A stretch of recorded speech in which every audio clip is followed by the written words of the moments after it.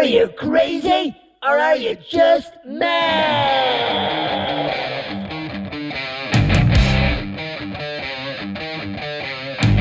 Hello. Welcome to the Mad Musicians Against Depression podcast, where we discuss the latest news, research and hot topics surrounding mental health. I'm Thomas Maher, and I'm joined in studio by my beautiful co-host, award-winning singer, songwriter and presenter, Indiraa. Hi there. Hello again, Indiraa. You're back with us again in studio. I know. This is my favourite hours of the week, you know. Isn't it mad? It's amazing. Isn't and it really mad. It's crazy. It is, yeah.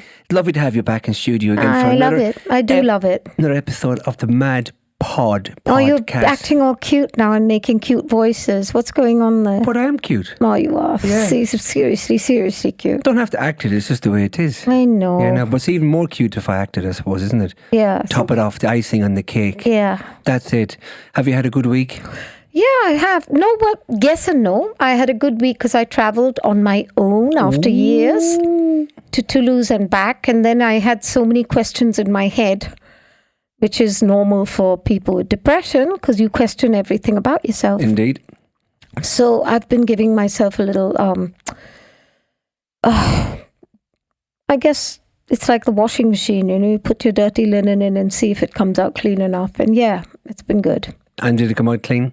Yeah, I've just kind of come to terms with everything going on in my head and my mind. Good, yeah. so we'll have to get that brand of washing powder you use. But so it was a trip of introspection and a bit of liberty as well. Yeah. Liberation. Yeah, it is. And I think everyone needs to confront themselves at some stage. Yeah, ask themselves tough questions and find those answers. Yeah. So good for you. I'm glad you did that. I'm glad I did it. Very good. It's been hard for everyone around me, but I think they know that I was heading in the right direction. I just didn't know how to go there. Mm-hmm. And you did it. You had the strength to do it, and you hit the button.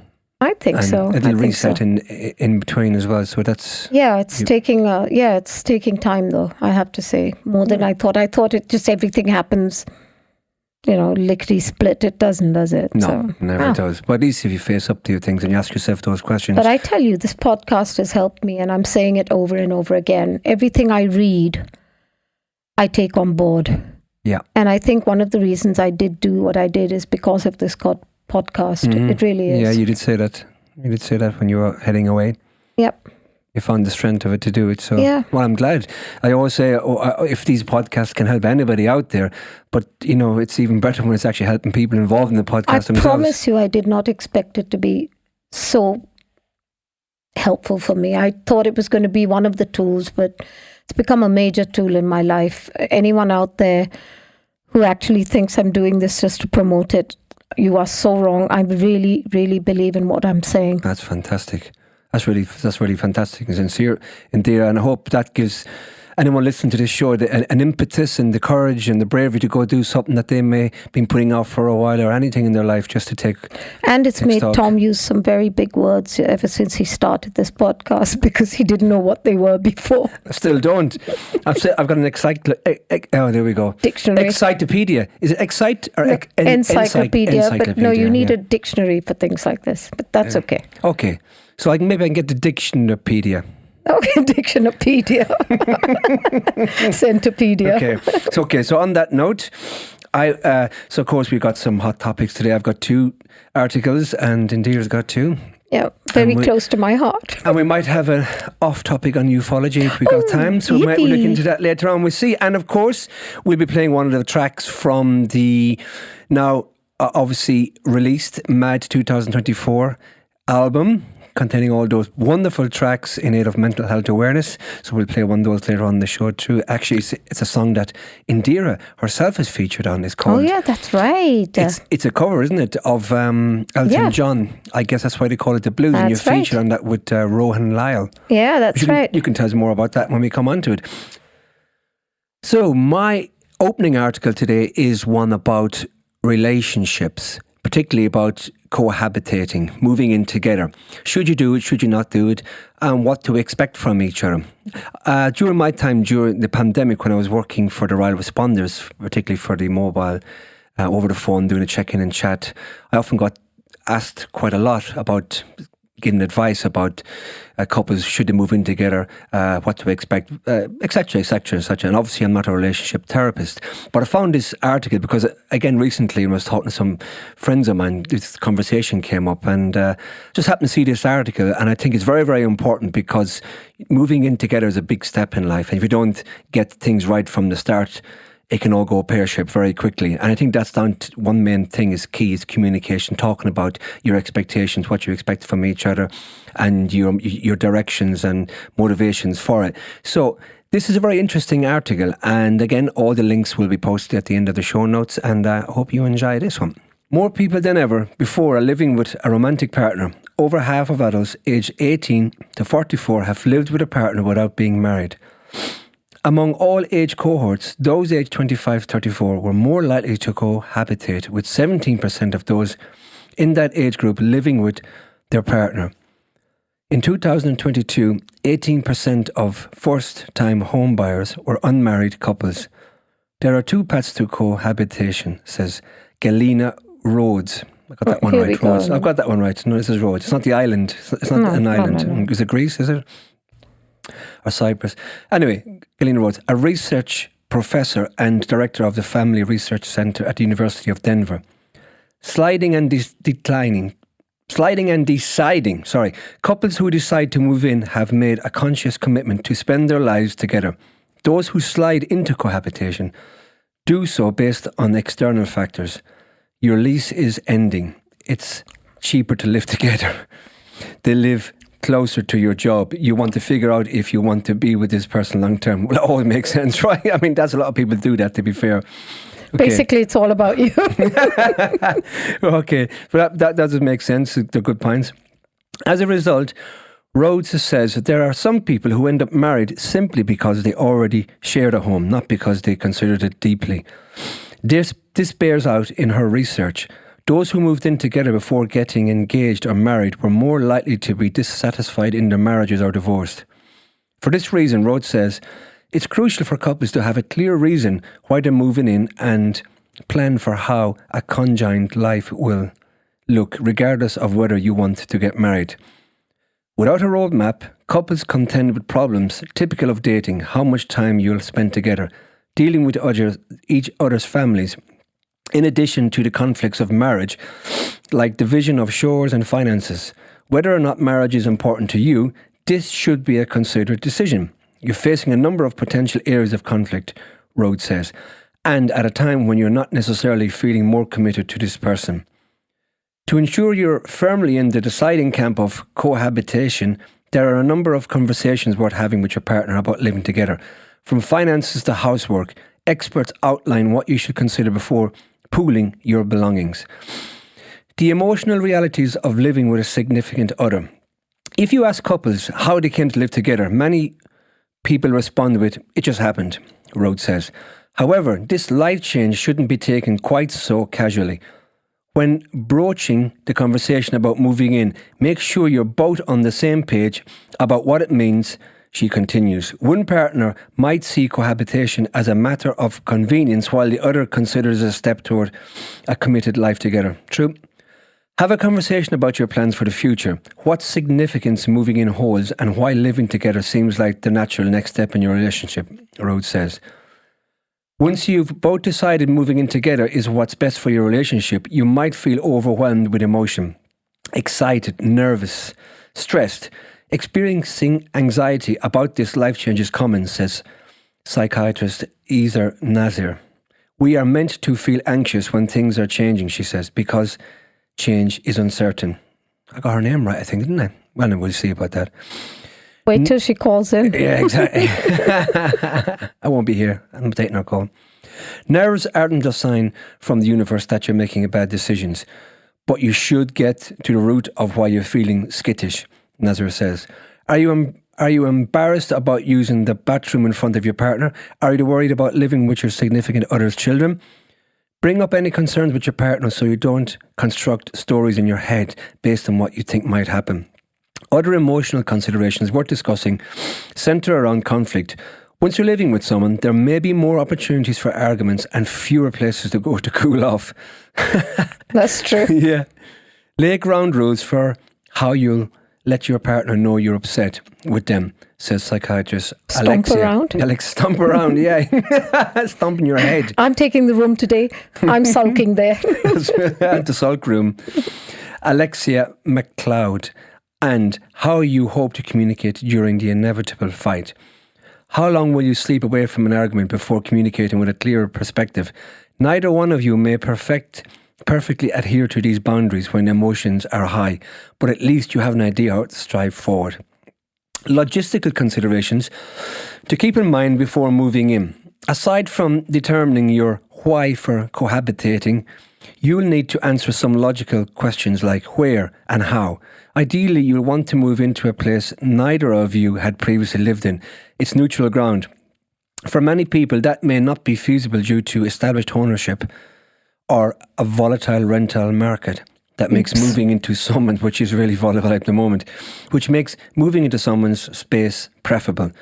Whether your significant other is moving into your home or vice versa, think of it as creating new space together, Nazar says. It's really unfair to say, yeah, let's move in together, she says, but you can't keep this here and you can't do that here. Move that furniture around to best suit your combined belongings and to refresh the space.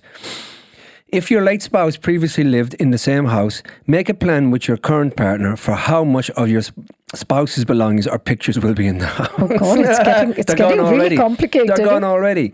The cat's gone as well. And football's gone, chess is gone, golf is gone.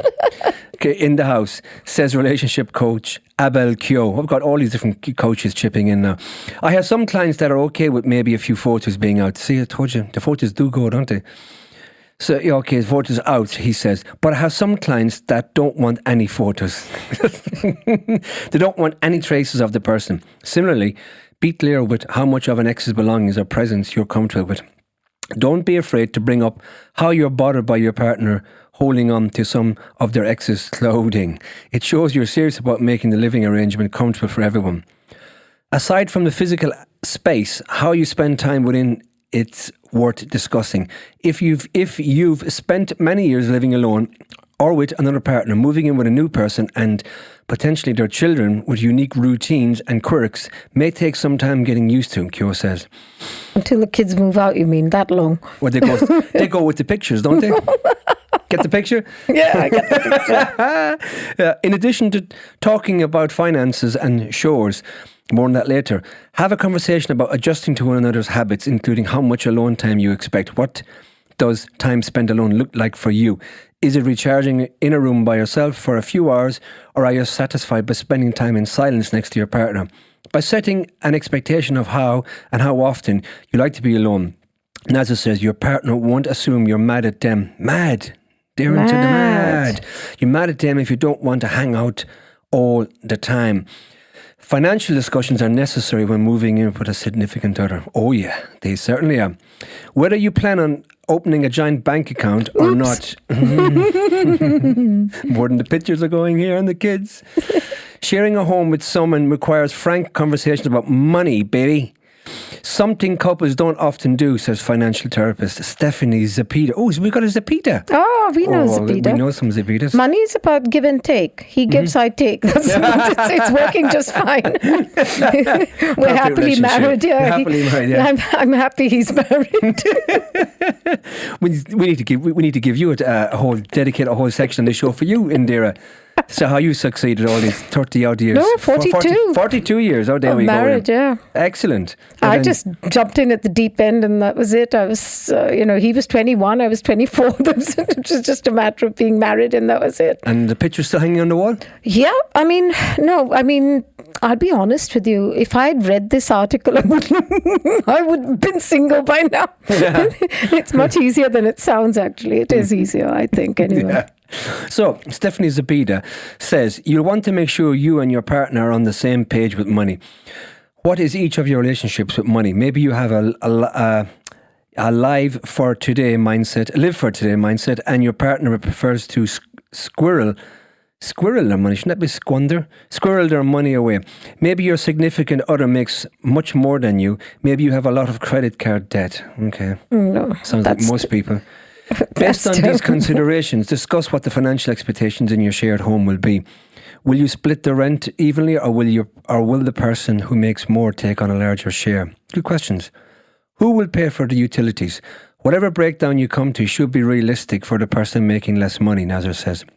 If you, at £250,000 salary, can afford a £5,000 apartment, she says, and me at £60,000 can only afford a £900 apartment, you can't force me to upgrade my pay most of salary towards the rent. Then she's not allowed in the living room. Yeah, that's right. You give her a smaller space, no? Divide it equally. Yeah, sofa couch. I think it's sofa couch. Sofa bed. To ensure the household doesn't fall into financial precarity, Zepeda suggests making a planned budget. At the start of the lease or year, make a list of all your planned expenses and create a system for tracking. Apps like YNAB and Honeydew can help you set a budget and track your spending. It is also helpful to talk about your future financial goals with one another, Zepeda says. Just like partners enter into a fitness routine together, you both might discuss your financial goals too, and how you'll help each other reach them. If your dream is to pay down your debt, yes, you should be telling your live-in partner about any debt you owe, Zepeda says. How can you both make adjustments to your living expenses to allow you to put extra money toward the debt? Talking about your hopes and dreams and what you want to do in life and what you think the purpose of the life is, Zepeda says, is a beautiful way to inspire the budget.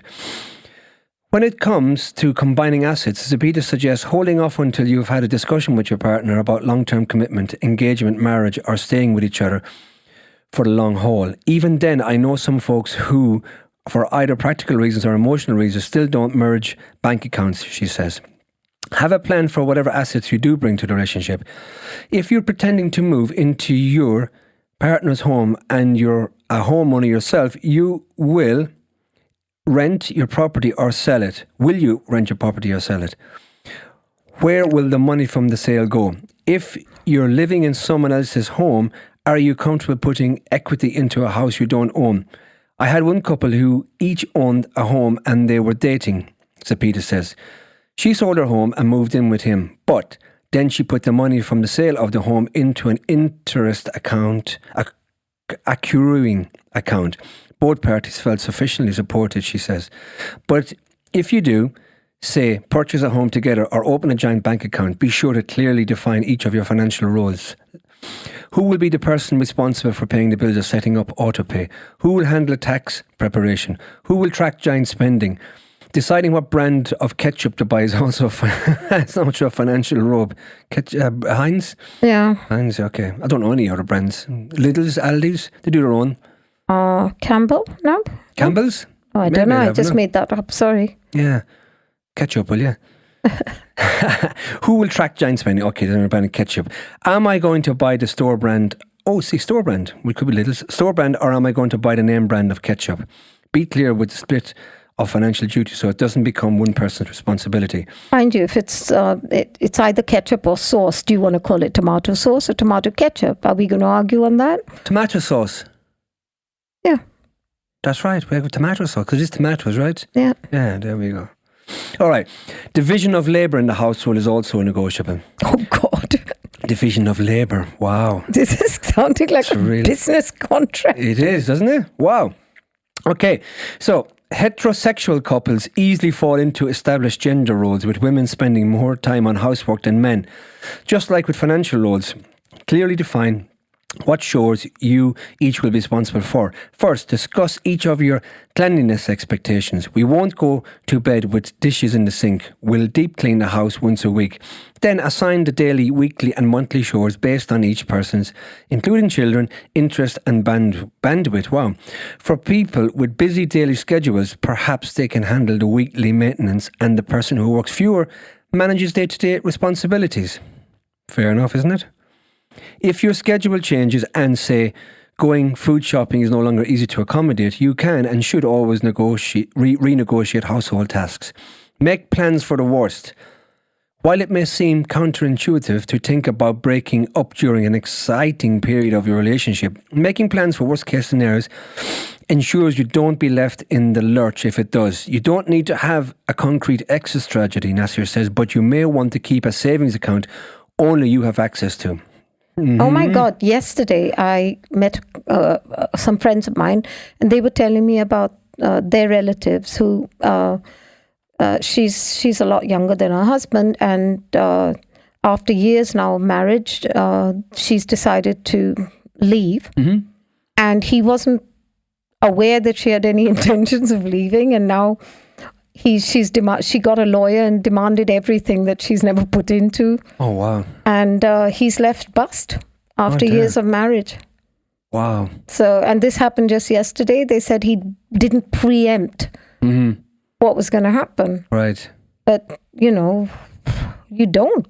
I mean, they've been married a while. He didn't know that she got bored. And there's no exactly bored. Probably there's no indication of that at all. No, and then she suddenly said, maybe just we got sidelined by it. And they said if he had planned a little earlier, he wouldn't be in this situation. And, his mother's very elderly and she was really very distraught over it. It's quite sad. Well, I think that's exactly what the point that they were making right with this one, isn't it? Make plans for the worst case scenario. Yeah. You always have to, unfortunately, no matter how comfortable you're in a relationship. Get a tent and keep it there so you can pitch it outside when push comes to shove. Would a tent have saved him? I don't know. Is she taking the roof over his head? He's 2 tenths at the moment. 2 tenths. Poor fella. Do you know this guy? It's terrible, Indira. I do, actually. I grew up with him. That's sad. Oh, no, that is sad. Oh, okay. So just to summarise that, and I was finishing off on this, make plans for the worst. If you don't have plans to get married, McLeod suggests drafting a contract of how you'll divide furniture, pets and any other shared items in the event of a split. For those who will marry, experts say a prenuptial agreement is worth considering.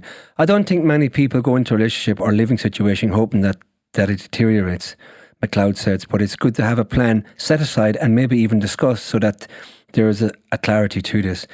In the event of one of you need to act as a caretaker for the other, as in the case of illness or ageing, you'll want to clearly outline what you are and aren't comfortable with, Kyo says.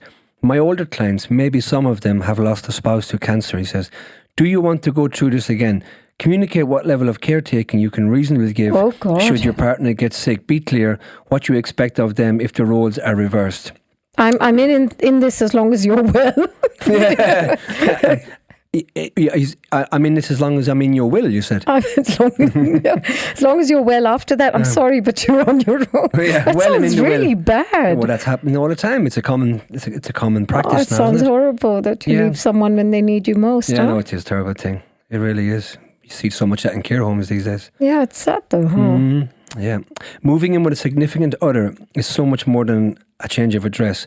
While conflict is inevitable in any relationship, if you take time to align on crucial realities before crossing the threshold, you'll increase your chances of residential bliss. Oh gosh. Yeah, I think that's a very good read. That is a very good article. It's interesting because it's. I mean, one of my siblings is in a terrible situation where she pays, because she was earning a lot more. She picks up all the bills, and recently she had a cancer operation, and he went to pick her up from the hospital after her second operation, and he used her car because he didn't want to use the petrol, because he said, I'm not supposed to. You're supposed to pay for everything. Oh my God. That's a marriage made in hell, isn't it? Isn't it just? But then you got to question, why would someone want to be with someone like that? That's the other side of it, isn't it? Now she's stuck in it. It's a financial thing as well. She's stuck. Yeah. And I don't know. I don't know how things like this happen, really. Yeah. It's very sad. I think there's always a way out, but sometimes you've got to be strong enough to make the right decisions for yourself. Some people are stuck because they're afraid that they won't find somebody else, or they'll struggle to move on, but that's not true. But it's also the age and fitness levels, and she's not very well, so she's scared to be on her own. But she still is on her own. She's on her own, yeah. Well, technically she is, yeah. Yeah, every sense that's what of the it word. is, isn't it? So that's a very, very good article. I think anyone considering moving in with their partner should actually just, don't. read. Don't. Run. Actually, run. Exactly. Run, Forrest, run. That's probably the best advice. Just go for it. Go for it. Run for the hills. Okay. We're not very good, are we? So, Indira, you've got an article for us. Yeah, I've got an article very close to my heart. Mm-hmm. Shopping. Ooh. Couldn't have got better than that, could I? You love there shopping, you go. don't you? I do love shopping, yeah. Both online and offline. Yeah, well, I have an addictive personality, so whatever I do, I'm going to overdo. So this actually is quite a good read for me. Mm-hmm. So recently I wanted a new pair of leather sandals. I narrowed my search down to a few favorite pairs, then compared prices before scouring the reviews. An hour later, I was still pondering which pair was the cutest, how much money I should spend, and whether the company return policy, which I never look at, by the way, was good enough. Should I change my mind? My brain was reeling. What used to be a pleasant experience at a physical store, shoe buying, was now majorly stressing me out alone in front of my screen. Going shopping used to be known as retail therapy. Indeed, research has shown that traditional brick and mortar shopping can ease sadness. That's true, actually. And at least temporarily give people a sense of control. I don't know about that. I'm out of control when I'm shopping. Did you write this article, did you? Yeah, I did actually, yeah. Oh, So no. contribute. Yeah. Online shopping, however, is often overwhelming for your brain. Both shopping and the internet can be addictive, and combining them creates dopamine rush, says Dr. Elias. Okay, I'm caught on this one. Abajude. Oh, you've got one. I did. Sorry, The Doc. phones will be ringing off the hook. A clinical professor of psychiatry at Stanford Medicine who studies compulsive buying disorder, oh goodness me, or shopping addiction, and director of the Stanford OCD clinic. Oh my God, I'm OCD falling clinic. into too many brackets here. Online, the urge to shop can be satisfied much more quickly, making it more difficult to resist. Anxiety and depression seem to intensify those effects. One thing that can certainly make it riskier is something like untreated depression, because people are looking for a quick temporary boost to their mood. I was looking for such a mood boost during the early months of the pandemic. Though I didn't have a shopping addiction, I occasionally coped with my anxiety, stress, and isolation by shopping online. But once my packages arrived, I didn't really want them anymore. What little pleasure I got out of shopping online had come from the anticipation of the purchases, not the items themselves. Oh, how sad. The act of filling a cart and purchasing the item can almost feel more powerful than actually getting it, says Thea Gallagher. Oh, that was an easy one. I'll check that and see if you're right. Okay, a clinical psychologist and associate professor at NYU. Langan Health. Past studies have conditioned rats to expect cocaine when the bell rings. Oh, that's cruel. But researchers found that they got an intense dopamine rush from the sound of the bell. This is like Pavlov's dogs. Yeah, it is, isn't it? Conditioning. Even when the drug didn't come. I wish that worked for human beings. You just ring a bell and they don't want the cocaine anymore. your buyer, your pushers here. No, he rang the bell. That's good enough for me. That's ring. Now they got ring with the camera and everything. Yeah, that's right. Obviously, there's no cocaine online shopping, she says, and there's a dopamine bump that feels people coming back for more. Online shopping, inevitably, there are, of course, certain things we need. But there are ways to become happier online shoppers. Focus on good enough. There are two types of decision makers, psychologist says, maximizers and sacrificers. Maximizers fret over each decision, intent on getting the best, no matter how much planning or research it takes. Sacrificers, meanwhile, are content with making a choice that ticks the relevant boxes, and then they move on with their lives. I think that's my husband, Ocado. He's got a formula every week, isn't it? The Ocado man comes. And it's not the Kimberley Mikado. No. If you need to purchase something, Gallagher says, be the second type of decision maker and don't worry about finding the perfect item. Research actually shows people who make decisions that are good enough are happy and less overwhelmed, Gallagher says. One of the keys to avoiding impulse buying is removing the automatic component of behavior, says Obujode. Yeah, go on. A good You're first doing really step, he says, is not having your credit card and personal information saved on your web browser. I just land up handing it out to everybody. Put a waiting period on all purchases. Oh, I do that. I leave it in the basket and then I wait for 2 days. Well, you get that excitement building, doesn't it? Yeah, no, it doesn't. Buzz, then I go back and then I go, God, what made me put it in there? So you're giving your time to change your mind. Yeah. Wow. So whether it's a day, a week, or a month, consider enforcing the waiting period on all non-essential purchases. I actually do this. I typically paste a link to an item in my phone, Notes app, then revisit it later. My quickest rule is just to sleep on it, says J.B. McKinnon, author of The Day the World Stops Shopping. How ending consumerism Sounds like doomsday. saves the world and ourselves. Put that together with your reading, and what are we going to do? She's shopping and I have to pay the bills. You likely won't want the item after a waiting period, but if you do, then it probably makes sense to buy it, and at least you've developed some self-awareness about the shopping habits, he says. We often have these urges to consume, and if we took a minute, we realize it wasn't going to bring much into our lives after all, if anything at all. Give yourselves a no-buy month. Oh my goodness, this is worse than January dry month. Yeah. and is it it gives you option of what month you can choose the month? Yeah, I guess so. Courtney Carver, author of several books about the virtues of minimalism. God, that is minimalism, giving up shopping. Says that she became enamored with the simple life when she decided not to buy anything she didn't absolutely need for 3 months. My goodness. Could you manage that? No, 3 minutes I can't manage. What you're talking about. That's true, actually. I'm going to how that would be torture for you, wouldn't it? As I speak, I just see the courier pulling up there now, actually. just noting a pallet of boxes coming up. Consider a week-long, month-long, 3-month-long shopping ban where you don't shop for anything that's not essential. But what's essential to one is not to the other, right? So anyway. And that kills your motto of shop till you drop, right? Exactly. If only to give your brain a break from having to seek the next new thing and to assess whether or not that serves you, says Carver. I guess all these people have partners who overspend. That's why they're finding these ways out.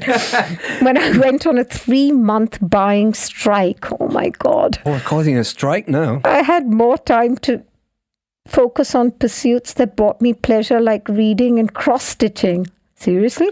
And I felt more excited about the purchases I did make, McKinnon says. We develop a stronger attachment to our possessions once we decide to shop less. So you want to be attached to your possessions, really? Small impulse purchases bring a dopamine rush that often fleetingly and guilt-ridden. Once you start shopping online, less and focusing more on meaningful purchases, you'll find you derive more joy from items. I don't buy a ton of things, but when I do, I've thought about them, says McKinnon. And when I buy them home, I bring them home, I'm happy to have them. They tend to give me enduring happiness rather than a flash-in-the-pan happiness. Edit your inbox, and social media feeds. Experts in the field of initial thought online shopping, I'm an expert, by the way, would be better than traditional shopping because people wouldn't be tempted by in-store marketing and could instead buy only the item they wanted. Abujade says... Oh, here we go. Yeah. Here we go. Of course, it turned out to be the exact opposite, he says. The incredibly sophisticated micro-targeting marketing and advertising that takes place makes people even weaker in terms of resisting these impulses. Unsubscribing from advertising emails designed to make us shop is a good defense. I do that, actually. All the stuff I don't like, I just unsubscribe. I call that spam anyway. Just go straight to the spam folder. Unfollowing or muting Instagram influencers is another. Okay, I can do with muting them. They often share posts, sponsored or not, that they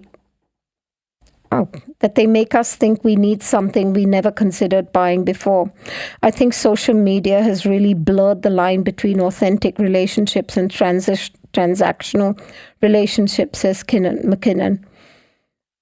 Now, don't fall victim to your aspirational self. I love colorful floral sundresses, but I'm a freelance writer and part-time stay-at-home mom who's usually wearing leggings and loose thermal tops. It might be nice to picture myself wearing a sundress as I write from the coffee shop and care for my kids, but in reality, I know I'm not going to. Once I began shopping for actual self instead of my aspirational self, I saw a positive shift. Excuse me. Bless you. In my online shopping habits. I'm sorry, I seem to have picked up something. It's a virus off my computer. You picked up something. I think that's just the parcel the guy left for you. No, it's a virus off my computer. That was funny. Oh, very good. Yeah, thank you. Carver can relate. Too funny.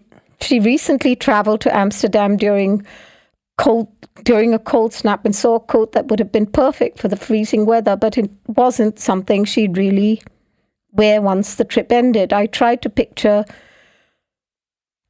future Courtney. Would she wear the coat in day-to-day life, or this is just a vacation Courtney coat? I decided to wait, she said, and just continue layering. So she froze to death, basically. While wearing and glaring. Yep, so there you go. More must reads from time. Oh, that's it. Sorry. That was Biden's campaign. I don't think you want to hear that now. No, not really, no. Well, we've been biding our time, so we won't have that now. So that was interesting. Did you come up trumps?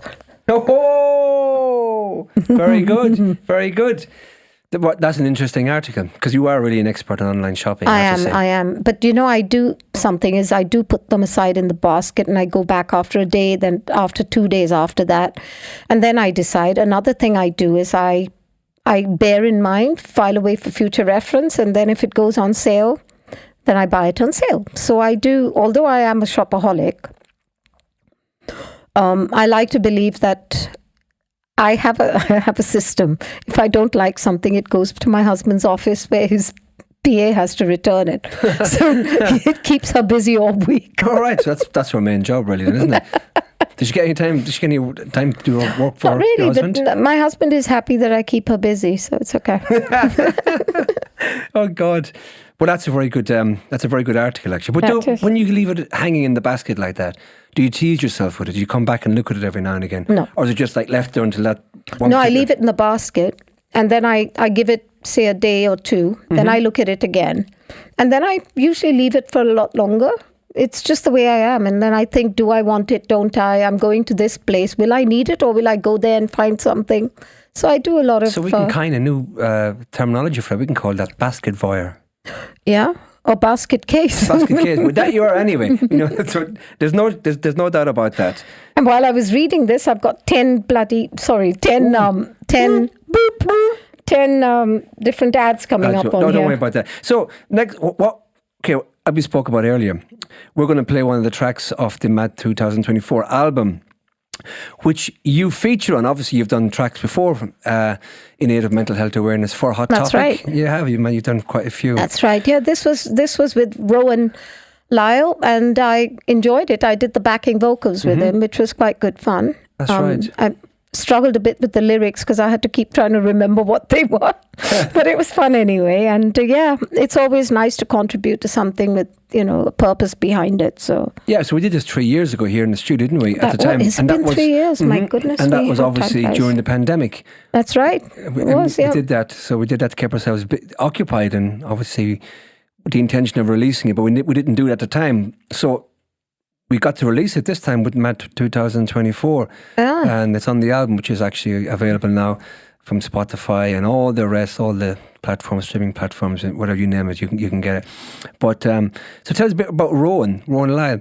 So Rowan is with the Bee Gees tribute band, and considered the top Bee Gees tribute band in the country. He also does a tribute with Bee Gees stroke ABBA, and half and half of the show. He's a very talented musician. He's a singer-songwriter.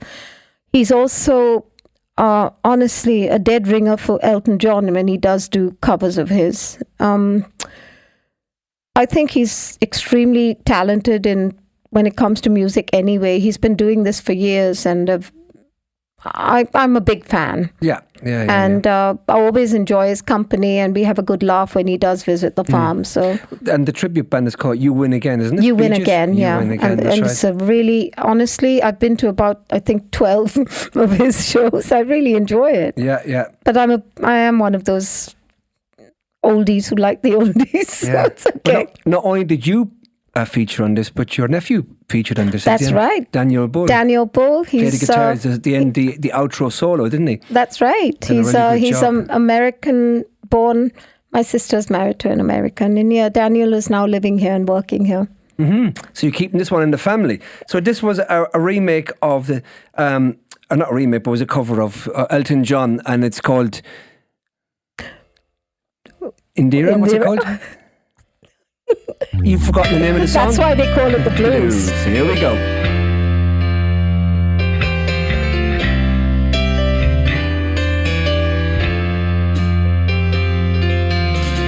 Don't wish it away.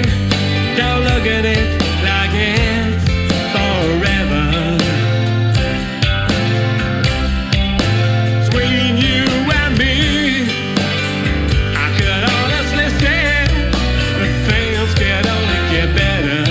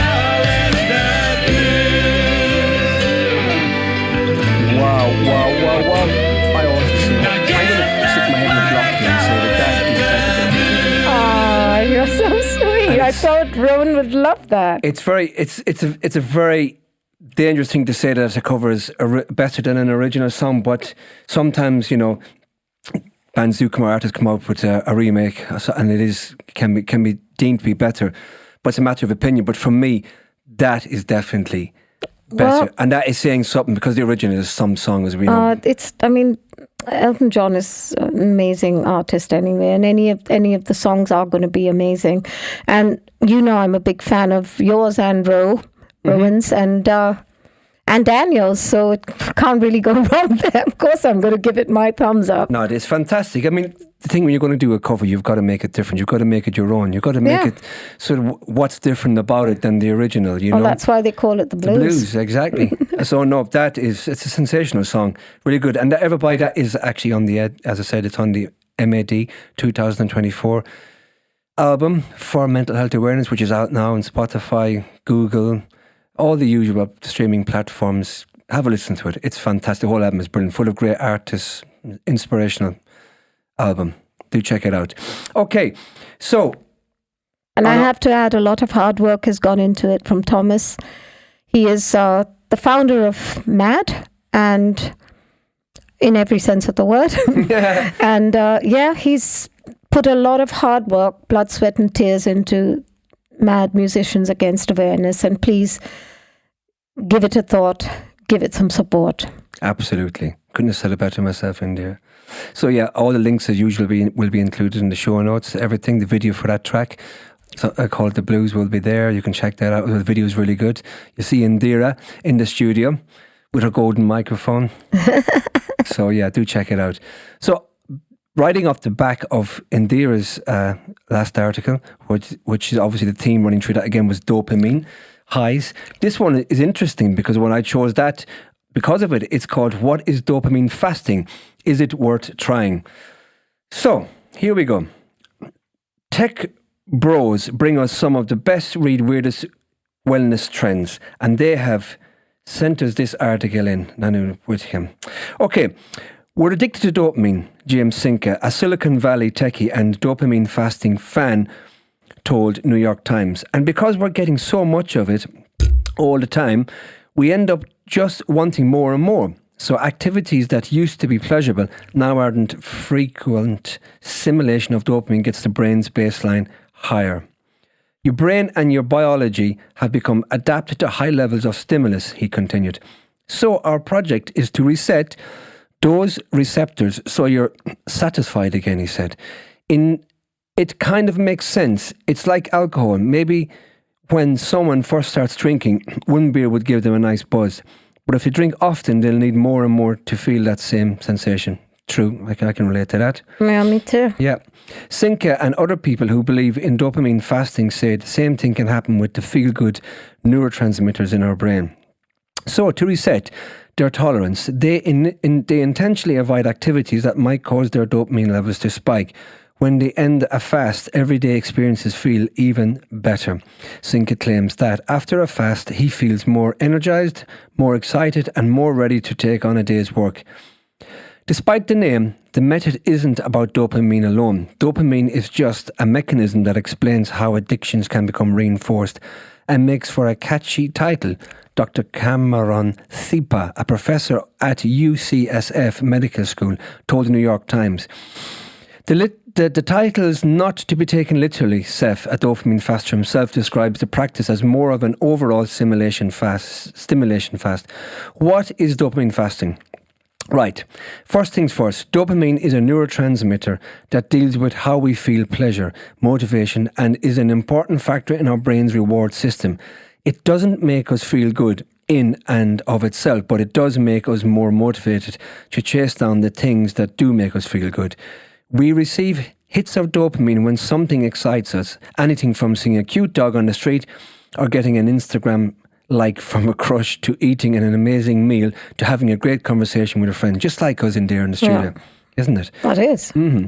To dopamine fast, you halt any kind of stimulation period for an entire day. There's no talking, no eating, no exercising, no making eye contact, no playing with animals. I think I'll write that off straight away. Oh my God. Okay.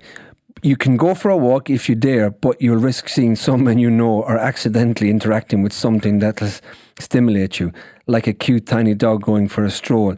Oh, like Beyonce. Yeah, I couldn't. No, I need that stimulation. All you're really allowed to do is sit, write, maybe read, but nothing over stimulating. Oh, God. That's not for me. But if you want to try, folks, Mind go you, ahead. we're not very good. We read these articles and then say it's not for you. Well, we haven't tried it, but, we're just giving people food for thought. They can do what they like. It's up to themselves, isn't it? We're not telling people to do things either way. Yep, So it's true. This is the science. You want to try it, go for it. Proponents of the practice claim that after this fast, your dopamine tolerance levels will be lowered.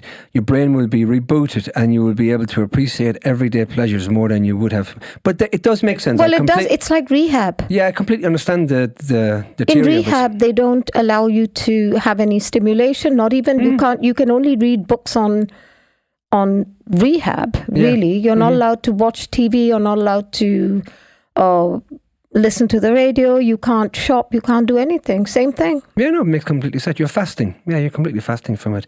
So the question is, does it really work? There are mixed reviews on whether or not a stimulation fast will actually reset your brain.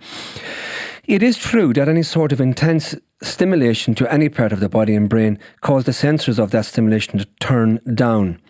Peter Sterling, a professor of neuroscience at the University of Pennsylvania School of Medicine, tells Refinery 29. This is basic biology. So when we live by getting great surges of dopamine from rich foods, alcohol, nicotine and the rest, our dopamine receptor desensitizes and then we need more. Well, of course, that is true. Meditation withdrawal from social interactions and drugs, etc., probably does reduce these surges, and I expect would restore sensitivity to small pulses which we were normally sensitive to. Sterling continues. He likes to call these sacred practices instead of dopamine fasting. He says this can restore sensitivity to life's small daily pleasures and it won't harm your mental or physical health. Others are not so convinced. Joshua Burke, a professor of neurology and psychiatry at the University of California. I'm getting these names spot on. I know, because they're all very easy. I've just had a dopamine hit. San Francisco told the BBC that dopamine does not have a straightforward relationship to pleasure or happiness, and he's not aware of any evidence at all for the practice. This is a fad, not a controlled study, he continued. It certainly sounds plausible that taking a break from obsessively checking your social media account and partying every night is good for you. It's just unlikely to have much to do with dopamine per se. To be clear, Sinka says that he only does a 24-hour fast once every quarter, aka 4 times a year. If you're interested in trying out a simulation fast yourself, there's no scientific reason not to. There doesn't seem to be any scientific research to do it either. But anyway, so there we go. You'll need to prepare yourself for the long, boring day ahead. I think I'll give that one a miss. Well, I have to say, if any of you are thinking about certain things, I have an alternative that I use. It's the time that you have a need for a dopamine fix of kind. I mean, I used to like my glass of wine at 6 o'clock in the evening. I try and go into the gym between 4:35, so that at that time I'm actually giving myself a surge of serotonin anyway in the gym. Yes, of course. So that works for me. Absolutely. And it actually does work for me. I do that a lot when I need to. When I feel I might be getting an urge to do this or do that, I just go to the gym. It's an odd one, but... Well, exercise is proven. And it works for me, yeah, and at the end of it, I'm too tired to think anyway. Well, I think when people think about dopamine fix, they think you're going to your local drug dealer and taking... No, I know, but I'm talking about, even a glass of wine for me is not very helpful for my brain, so I just look at it as one of those things. Of course not, and then downside, you'll feel guilty if you do it anyway. Yeah. So, all the negative connotations. Yeah, and also the fact that you're not strong enough. I think that's something that bothers me. Yeah. You just you'll berate yourself. You beat yourself up. Yeah, you do. Not worth it. So really? you've got one more article for us in there. If I can open my... there you go. How to stop beating yourself up about your body image. That says, there we go. So we all have thoughts and feelings about our bodies, the look and the fit into the world. Body image can fluctuate depending on the minute, the day, and the season of life, but it is a source of stress for you. there are ways to gently reframe how you feel about your frame. For advice on coping on negative body image and having self-compassion in the process, I spoke to 3 body image experts: Sophia Apostle, a body liberation coach, Darcy Gillespie, an anti-diet weight inclusive personal stylist, and Ginny Jones, a coach who specializes in helping parents Ginny Jones, with helping with mental health challenges and eating disorder recovery. Parents, that's interesting. Now, here's what they had to say about internalization, weight stigma, negative body image, and self-compassion. Feeling bad about your body image is complicated. Body image is a combination of how you see your body, how you feel about your body, and how you think about your body, and the behaviors you do in response to those other aspects. So many factors impact how you see, think, and feel, and act in response to your body, many of which are not even about the actual body. Consider the Mount Everest-sized pile of messages you've gotten over a lifetime about what makes your body look good, healthy, beautiful. It's not surprising that acutely aware of how your body differs from the ideal in inverted commas. Weight stigma is a belief that our bodies should look like the models you see on magazine covers, marketing ads, and in most movies, thin and or muscular as the case may be. Apostle said, so when your body size doesn't match these commonly held cultural standards of beauty, fitness, and health, you'll experience weight stigmatization and discrimination called anti-fat bias. That's terrible. Rooted in racism, anti-fat bias impacts many aspects of people's lives, including their employment, prospects, and the access to evidence-based healthcare, just to name a few. Body image can be impacted by internalization of weight stigma, a cultural devaluing of fat people that we have learned from media, medicine, and other people around us and applied to ourselves. When we take these negative attitudes towards fatness and turn them inwards, judging our bodies and believing we're not worthy of equal opportunities because of our body size, that becomes internalized weight stigma. Apostle said, basically the world tells you that you don't fit in and you believe it. You're being gaslit by diet culture. How negative body image takes root. When you think there is something wrong with the way you look, have you ever wondered who decided what makes a body right or wrong? When you believe that you're inherently less worthy than others based on the size of your body, you will start to pick apart every aspect of your body and the things you believe should be different. Gillespie said, these thoughts become your inner dialogue and prevent you from seeing the positives and beauty of your body as it is. As a result, a negative body image, you might consider yourself unworthy of compassion, love, friendship, personal style, professional opportunities, or comfort in public places. Of course, we all want these things, but weight stigma and negative body image can make us feel torn between correcting our bodies and accepting them or languishing in limbo. I get that, actually. Mm-hmm. That is... someone who internalizes weight stigma believes they must control or change their body to achieve basic human worthiness. That's so sad. This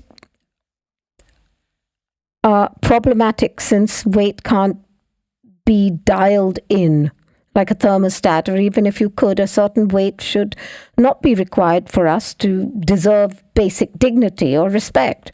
Jones says, all of us, regardless of our weight, are worthy and are wonderful.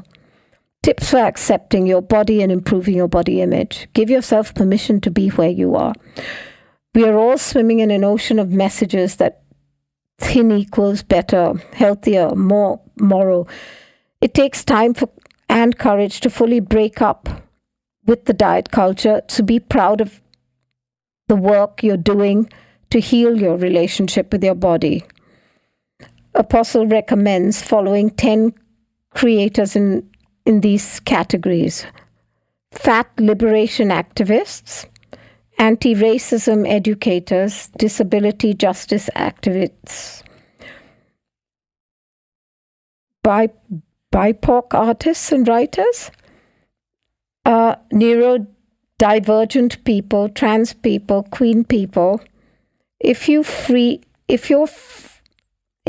feed is filled with people who look just like you or who look like aspirational self, you're participating in creating your own negative body image, she said.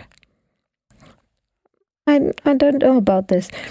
The option of seeing body diversity in media is relatively new, so take advantage of it. For too long, we've seen images of thin women in media. Our eye has been trained, I understand that, to see those bodies as attractive, Gillespie says. Today, you can curate your social media feeds and deliberately seek out images of people in a variety of body sizes who look interesting and stylish, and it makes for your eye to adjust. Find your people. People selling ways to change your body to conform to an ideal are not the people who will support you in your path of a better body image.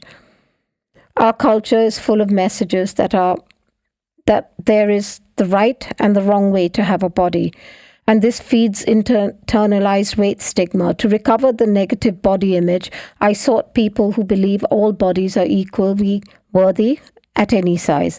I'm not talking about mainstream body positivity messages that you should love your body, and rather a deeper and more meaningful message that all bodies are worthy of respect and dignity.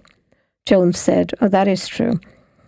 Apostle suggests looking for fat liberation Facebook groups, anti-diet podcasts, liberation-focused groups, coaching or therapy, and in personal social groups. I don't know about that. Distance yourself from people who make you feel bad about your body. Each of us is on a journey, and you may need to walk down a different path than your family and friends.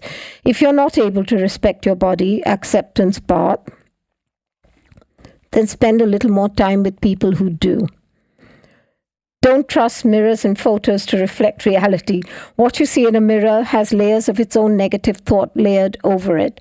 Photos capture one small second, an angle. They don't capture your life or your energy, Gillespie said. My best example of this, I was just in Costa Rica last week, she says. None of the photos I took of the amazing sunset there actually captured the actual beauty of the place. I agree. Separate your worth from your weight. Jones said that this is the key to her recovery from lifetime of negative body image. It didn't happen overnight. After all, for most of our life, I believed that my weight needed to be low for me to be loved. Naturally, it took a few years of intentional practice to build a new belief, which is that I am 100% worthy of love, acceptance, and appreciation at any weight, she said. Work on your self-talk. It's not as simple as shutting down a negative self-talk, Jones said, because that can backfire. Instead, I notice each negative body thought and intentional choose a kind response like, oh, here I am, having a negative body thought. That's okay. I know my worth is not based on my weight. Repeating this 100 times a day is now I shifted from internalizing body stigma to body respect, she said. It's a tough process to show yourself compassion. Apostle suggests asking yourself one of these questions when you start feeling self-judgment. What am I actually upset about right now? Usually it's not about my body, but that I'll be judged by someone else. So I'm actually upset about how someone else is feeling about fat people. How can I take care of myself right now? What is possible at this very moment? What would I like to do about this situation?